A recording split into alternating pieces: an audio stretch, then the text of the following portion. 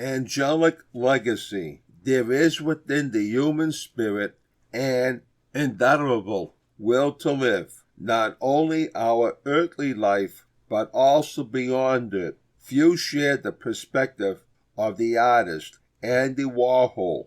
I never understood why when you died, you didn't just vanish. I always thought I liked my own tombstone to be blank, no epithet and no name. Most people want to be remembered for having made a difference in the world during their earthly sojourn. Sometimes we muse about what we would want on our tombstone. For what do we most want to be remembered? For people in Jesus' day, it was important to leave their mark in the world through the children they left behind. Some, like the Sadducees, did not believe in any other form of life beyond the grave. The notion of resurrected life only began to emerge some 200 years before Jesus. Ideas varied about what it would be like. In the second book of Maccabees,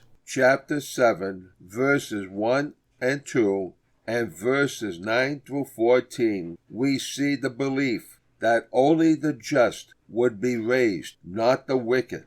In other texts, we find the notion that both would be raised, the former for eternal reward, the latter for everlasting punishment. Matthew chapter 25, verse 46. Knowing that the Sadducees did not believe in life after death, the question they posed to Jesus in the Gospel of Luke, chapter 20, verses 27 to 38, seems preposterous.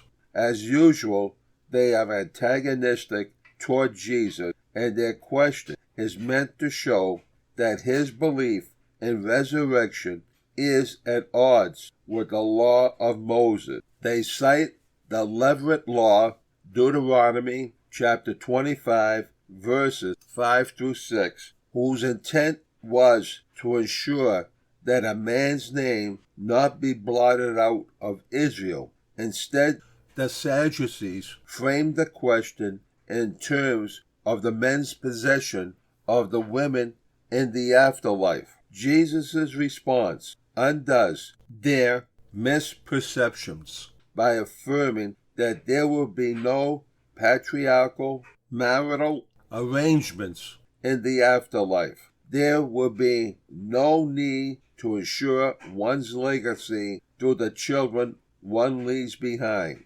Rather, one continues to live as God's child, no longer haunted by the shadow of death. Using their own exegetical tools, Jesus shows the Sadducees that Moses himself can be read as affirming that life continues beyond the grave. We can hear as well in Jesus' response God's desire for an end to any abuse of women.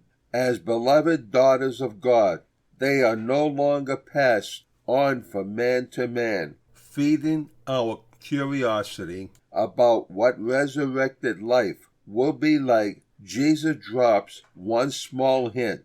They are like angels or heavenly messengers. Angelos in Greek means messenger. In Luke's gospel, angels appear at the most critical moments.